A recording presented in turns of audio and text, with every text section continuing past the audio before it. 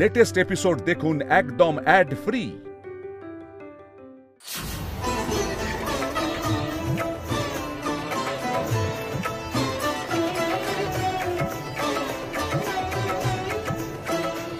আসুন আসুন আসুন, এসো, বসো বসো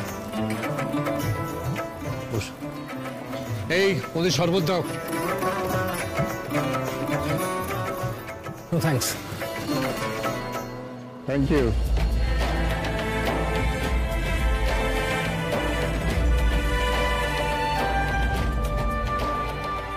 আচ্ছা, আমি একটু ওদিকটা দেখি। না না, ব্যস্ত হবেন না।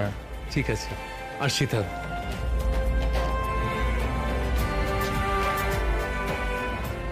এবার কনেকে বিয়ের আসনে নিয়ে আসুন, তাহলে তো লগ্ন বয়ে যাবে। সময়ের মধ্যে তো সব ঠিক করতে হবে। হ্যাঁ, আমরা তৈরি আছি। তাহলে কনেকে নিয়ে আসছেন না কেন? কনেকে নিয়ে আসুন। এই ময়ূরীকে নিয়ে এসো তো।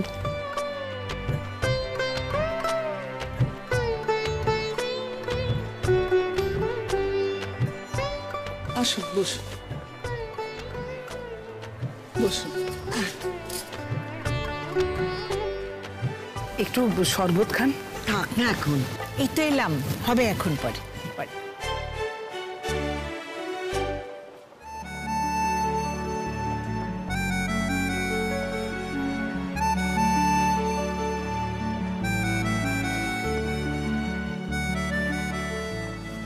ও কি কান্নাকাটি কেন?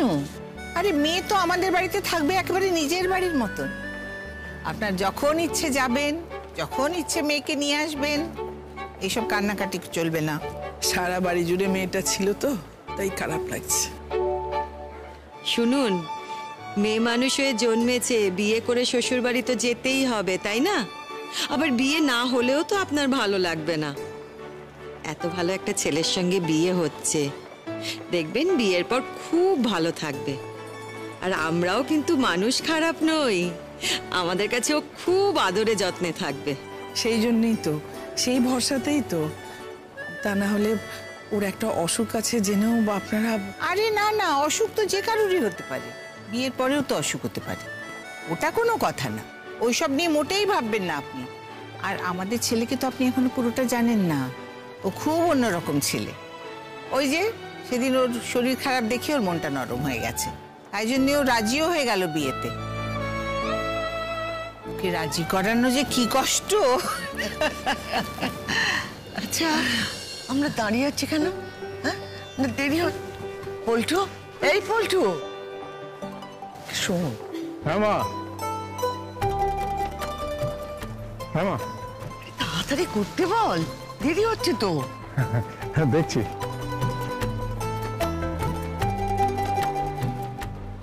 আচ্ছা, এবার আপনার কাছ থেকে অনুমতি নিচ্ছি, ছেলেকে নিয়ে যেতে পারি তো? আরে ছেলেকে তো দিয়েই দিয়েছি, নিয়ে যেতে পারেন কি? নিন নিন নিন। না না, আমরা কিন্তু আমাদের ছেলেকে একেবারে দিয়ে দিচ্ছি না, শুধু আজকের জন্য দিচ্ছি। এখন তো আর সম্প্রদান মেয়েকে কেউ করে না, মেয়ের সম্প্রদান হয় না, আজকাল সম্প্রদান হয় ছেলের। এই যে একবার হাতে তুলে দেওয়া হলো, আমাদেরও দেওয়া হয়েছিল, সারাটা জীবন তার রেশ বুঝতে পারছি। পাশেই আছি, কিন্তু শুনতে পেলে কিন্তু খারাপ হবে। আচ্ছা, তাহলে ওকে নিয়ে আসছি আমরা। হ্যাঁ,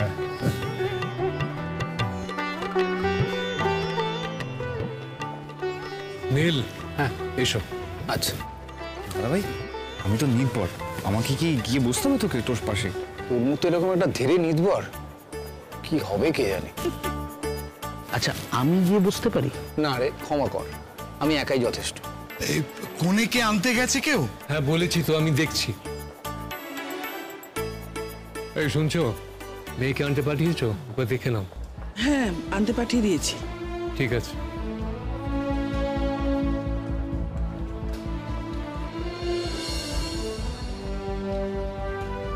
তোমাকে এত সুন্দর দেখতে লাগছে না আজকে, কি বলবো। আমার দাদা ভাইকেও কিন্তু বড় বেশে খুব সুন্দর লাগছে। ঠিক বলছো, আমাকে ভালো লাগছে। ভালো লাগছে না মানে? দারুণ সুন্দর দেখতে লাগছে। এবারে তো বিয়েতে বসতে হয়। এসো বাবা, এসো। হ্যাঁ, এসো এসো, আমরাও চলো। এসো। কিন্তু এখানে আমার একটা কথা বলার আছে বিয়ের আসনে বসার আগে।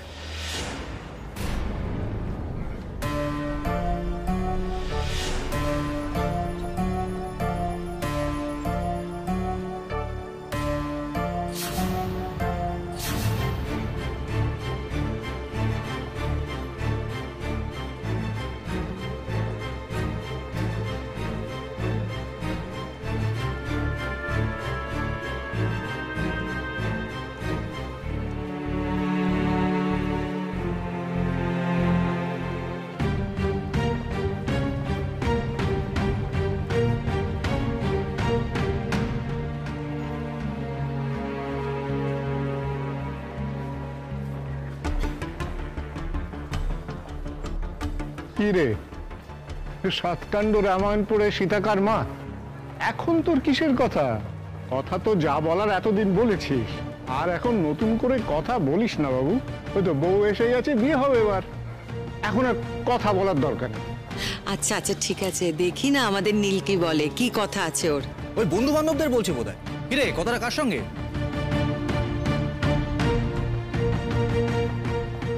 সবাইকে জানাতে চাই, এ বাড়ি এবং ও বাড়ি সকল আত্মীয় স্বজনকে। না না, আপনি যাবেন না, আপনি থাকবেন, আপনাকে দরকার। মেঘ কোথায়?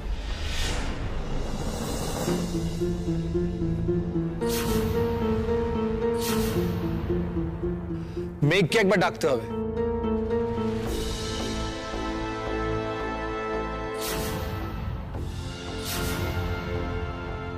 মেঘ, হ্যাঁ বাপি, এদিকে এসো। কি ব্যাপার বলো তো বাবা, বিয়ের আসরে বসার আগে কি আবার কথা আছে? বিয়ের আসরে বসার অনেক আগেই বলতে চেয়েছিলাম, বলেও ছিলাম ইনফ্যাক্ট। আমার কথাটা খুব একটা গ্রাহ্য হয়নি, তাই বিয়ের আসরে বসার আগেই বলতে হচ্ছে, যেখানে সবাই থাকবে। বুঝতে পারছি না এখন তোমার কি কথা বলার আছে। আগে বিয়েটা হয়ে যাক না, তারপরে যা বলার বলো। না, আসলে কথাটা বিয়ের আগেই বলা দরকার। মেঘ, ওখানে দাঁড়িয়ে কেন? এসো।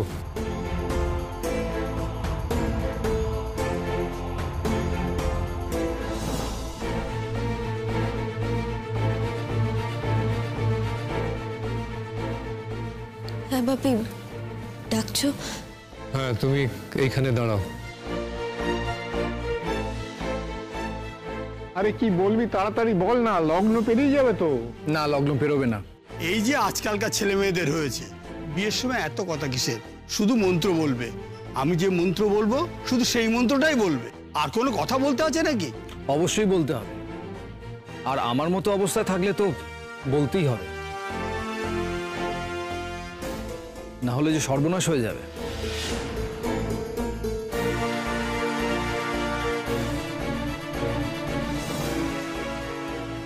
কিছু মনে করবেন না, আপনাদের সকলকে জানাচ্ছি, বিনীতভাবে জানাচ্ছি। আমি আগেও বলেছিলাম, আপনাদের হয়তো মনে হচ্ছে যে বিয়ের আসরে এসে আমি এরকম একটা কথা বলছি, এটা সাংঘাতিক অন্যায়। তা কিন্তু নয়। তার আগেও কিন্তু আমি কথাটা বলতে চেয়েছিলাম, কিন্তু আমার কথা মান্যতা পায়নি। আর সত্যি কথা বলতে এখন এই ছাড়া আমার আর কোনো উপায় নেই, আর সেই জন্যই বাধ্য হয়ে এখন আমাকে এই কথাটা বলতে হচ্ছে। ওরে, তুই কি বলতে চাইছিস? একটু ঝেড়ে কাশ বাবা, একটু ঝেড়ে কাশ। কি মানে বিয়ের পরে পরে এই মেয়েকে নিয়ে হানিমুনে যেতে চাইছিস তো? কিন্তু মনে আছে তো, ও কিন্তু একটা ছোট্ট সমস্যা আছে। আমরাও কিন্তু ডিসাইড করে নিয়েছি যে আমরাও তোর সঙ্গে হানিমুনে যাব, বুঝলি? সুতরাং তোর হানিমুনটা কিন্তু হচ্ছে একসঙ্গে। এটা একটা পারিবারিক হানিমুন আর কি।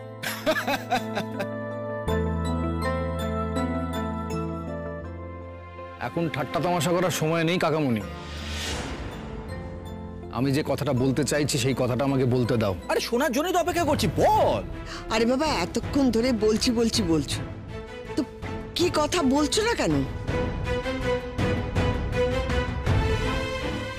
আমি এই বিয়েটা তখনই করতে পারবো আমি যদি মেঘকে বিয়ে করতে পারি।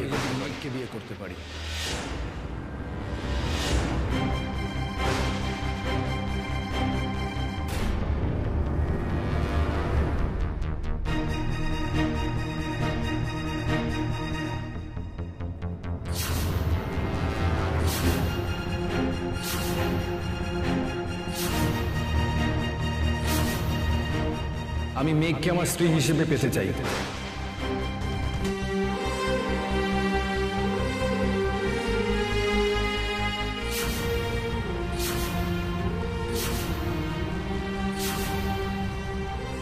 এসব এসব কি বলছো তুমি? নীল, তোর কি মাথা খারাপ হয়ে গেছে নাকি রে? না না, বলছি ঠাট্টা তামাশার সম্পর্ক যদি তোর মেঘের সঙ্গে হয়েও থাকে, তাহলে সেগুলো বাসর ঘরে বলবি, বন্ধুদের সঙ্গে বলবি, সেটা বলার জায়গা এটা? তোর কি মাথা খারাপ হয়ে গেছে? তোর বউ এসে দাঁড়িয়ে আছে এখানে।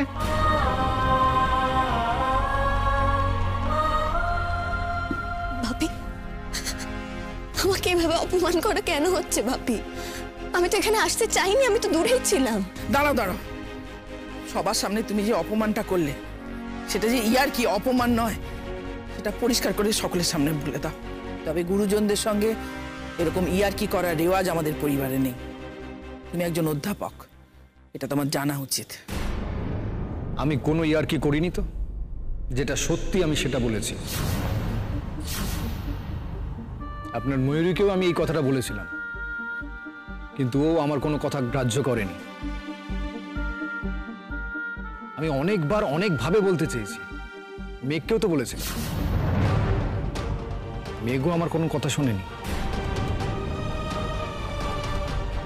এই বিয়েটা আমি তখনই করতে পারবো যখন মেঘ এখানে এসে আমার স্ত্রী হিসেবে দাঁড়াবে।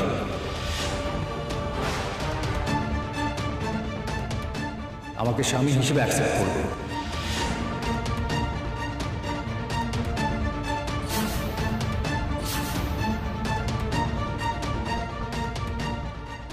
আমি জীবনে শুধু একটা মুহূর্তে, একটা সঠিক সময়, একটা সঠিক কথা বলতে পারলাম না বলে আমার জীবনের সমস্ত মুহূর্তগুলো নষ্ট করে দিতে চাই না। আপনাদের খারাপ লাগতে পারে যে এই সময় দাঁড়িয়ে আমি কেন বিয়ের কথাটা বলছি। আমি অনেক আগে বলেছি, বারবার করে বলেছি, কিন্তু আমার কথা কেউ শোনেনি। হ্যাঁ, ময়ূরীর বাবা জানে।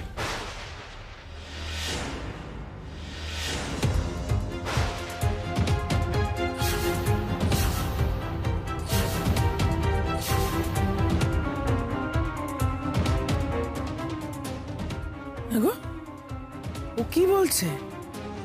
তুমি জানো বলছে? তুমি জানো মানে কি জানো তুমি? হ্যাঁ, ও আমাকে জানিয়েছিল আগে। তুমি জেনে শুনে চুপ করেছিলে? আপনারা সবাই জানতেন। আপনারা তো মেঘকে নিয়ে অনেক সন্দেহ করেছেন, এমনকি মেঘকে তার জন্য অনেক টর্চারও করেছেন। তবু সত্যি এটাই যে আমি ময়ূরীকে নয়, মেঘকে ভালোবাসি।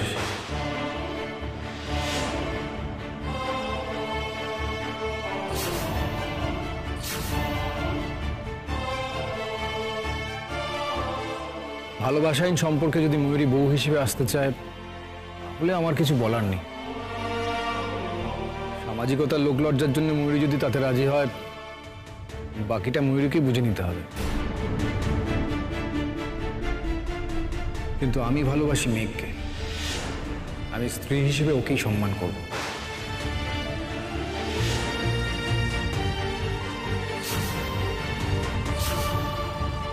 আমি মেঘকেই পেতে চাই। ও যদি আমার জীবনে নাও আসে, তাহলে দূর থেকে ওকে ভালোবাসবো।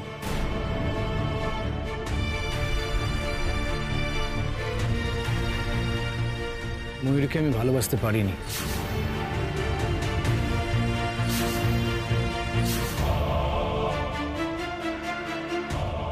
ময়ূরীকে এই কথাটা আমি স্পষ্ট জানিয়েও দিয়েছিলাম, কিন্তু ময়ূরী এই রিস্কটা নিতে চেয়েছিল। আমি কিন্তু বলেছিলাম ময়ূরীকে যে এটা রিস্ক হয়ে যাচ্ছে। কি ময়ূরী, আমি বলিনি?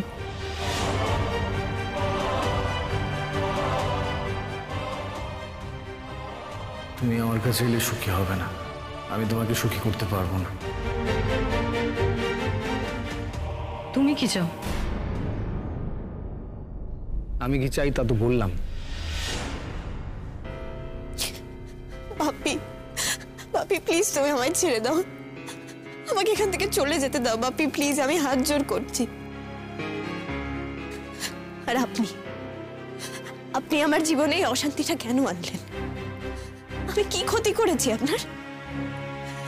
আমি তো আপনাকে সেই দিন কি পরিষ্কার বলে দিয়েছিলাম। কোন দিন? কোন দিন বলেছিলে বলো? পরিষ্কার করে বলো, কোন দিন বলেছিলে? তাহলে আমাদের কাছে মিথ্যে কথা কেন বলেছিলে? মা, সব সত্যি তোমরা সহ্য করতে পারতে না। আমি তোমাদের কোনো ক্ষতি চাইনি মা, তাই বলেছিলাম। আমি দিদি ভাইয়েরও কোনো ক্ষতি চাইনি, আমি তাই বলতে বাধ্য হয়েছিলাম মিথ্যে কথাটা। মা, আমি বলিনি আমার স্যারের সঙ্গে ঠিক কি কথা হয়েছিল, কিন্তু তার মানে এই নয় যে আজকে আমাকে এখানে বিয়ে করতে বলা হচ্ছে আর আমি বিয়েটা করে নেব।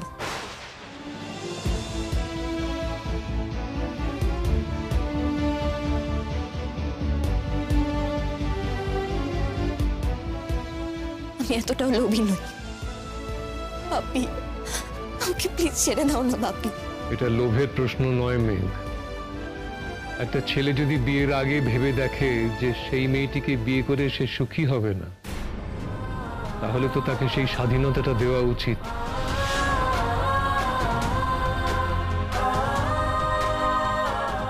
ময়ূরী, তুমি কি মনে করো অনেক ভালো বিয়ে হবে তোমার?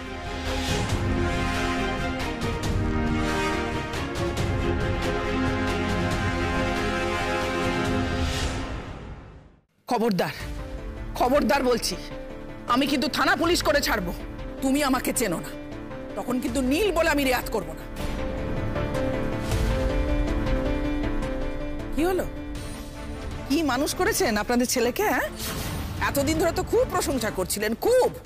আমরা কিচ্ছু বলিনি।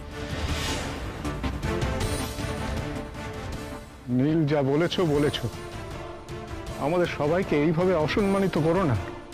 শোনো বাবা, চয়েস তো আমি ময়ূরীর উপর ছেড়ে দিয়েছি। ময়ূরী যদি সব জেনে শুনে এই বিয়েটাকে অ্যাকসেপ্ট করে, তাহলে এই বিয়ে হবে। কিন্তু আমি একদিনও ময়ূরীর সঙ্গে স্বামী হিসেবে থাকবো না।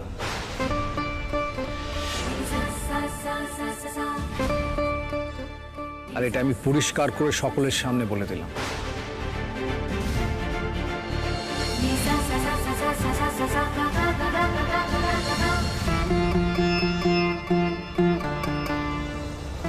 তাতে কি ময়ূরী রাজি? আসলে আমি বুঝতে পারিনি নীল যে তুমি মেঘকে ভালোবেসেছো, আর এতটাই ভালোবেসেছো। হ্যাঁ, মেঘ যদি আমাকে সত্যি কথাটা বলে দিত, তাহলে হয়তো আজ আমি এখানে এরম সঙ্গের মতো সেজে দাঁড়িয়ে থাকতাম না। কোন মেয়ে তার বর তাকে ভালোবাসবে না জেনেও বিয়ে করতে যায়, বিয়ে করতে রাজি হয়? আমিও এই বিয়ে করতে রাজি না।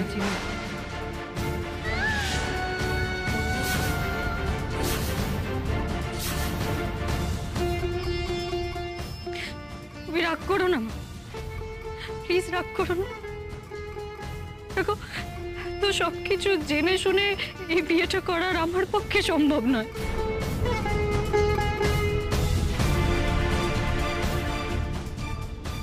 হাড়ে হাড়ে মজ্জায় মজ্জায় বুঝিয়ে দেবো মেঘের মতো মেয়েকে বিয়ে করে তুমি কি পেয়েছো। তোমাকে জিততে গেলে আমাকে আজ এই শর্তে রাজি হতে হবে। সরুনীল, তুমি আমাকে বোকা ভেবো না। তোমার যদি কোনো অসম্মান আমি করে থাকি, আমি তার জন্য ক্ষমা চাইছি ময়ূরী, কিন্তু এই অসম্মানটা আমি তোমাকে করতে চাইনি। তুমি একটু খেয়াল করে দেখো, আমি তোমাকে এই কথাটা অনেকবার ধরে বলতে চেয়েছিলাম। আমি বলেছিলাম যে তুমি এই বিয়েটার থেকে বেরিয়ে এসো। আমি এটা বলেছিলাম যে এখন আর আমি এই বিয়েটা করতে চাইছি না। আমি সত্যি বুঝতে পারিনি সরুনী, সত্যি বুঝতে পারিনি। বুঝতে পারলে কি আমি এটা হতে দিতাম বলো? কি হচ্ছে কি এসব? শেষমেশ কি কোণে পাল্টে যাবে? আমাদের বৌদি পাল্টে যাবে? দাদাভাই ময়ূরী থেকে এই অপমানটা করতে পারছে? দাদাভাই তো বলছে আগে বলেছিল, কিন্তু তাহলে দাদাভাই বিয়েটা করতে এলো কেন? যদি মেঘকে রাজি করাতে পারে তাই জন্য। কিন্তু মেঘ তো রাজি হচ্ছে না, আর মেঘ রাজি হবেও না। এখানে আমি একটা কথা বলতে চাই মা। ভালোবাসাহীন একটা সম্পর্কে ঢুকে আমার মেয়ে সারা জীবন কষ্ট পাক, বাবা হিসেবে এটা আমি চাইতে পারি না। নৈতিকভাবে আমার হয়তো এই বিয়েটা ভেঙে দেওয়াই উচিত। মেঘের সঙ্গে বিয়েতেও রাজি হওয়া উচিত নয়। কিন্তু সৌরনীলের সঙ্গে কথা বলে আমি এটা বুঝেছি যে ও মেঘকে প্রাণের চেয়ে বেশি ভালোবাসে, আর এটাও বুঝেছি যে মেঘ সৌরনীলকেই ভালোবাসে। শুধু আমাদের পারিবারিক শাসনের ভয়ে, লোকলজ্জার ভয়ে, সামাজিকতার ভয়ে এটাও নিজের মনের মধ্যে চেপে রেখেছিল। তুমি আমার মেয়ে, মেঘও আমার মেয়ে। আমার এক মেয়ের দুঃখের বিনিময়ে আর এক মেয়ের সুখ আমি কিনতে চাইছি। তুমি যা বলবে তাই হবে। এই বিয়েতে তোমার যদি কোনো আপত্তি না থাকে তাহলেই আমি মেঘকে বলবো এই বিয়েতে রাজি হতে, না হলে নয়। দিদিভাই বললেও আমি করবো না বাপি। বাপি, আমি বিয়ের জন্য তৈরি নই। আর এরকম একটা জায়গায়, এরকম একটা পরিস্থিতিতে আমি কখনোই দিদিভাইকে সরিয়ে নিজে বিয়ে করতে পারবো না বাপি। বাপি, তুমি আমায় ক্ষমা করে দাও বাপি, আমি পারবো না। ভালো সাজছ এখন, ভালো সাজছ এখন তুমি। খবরদার!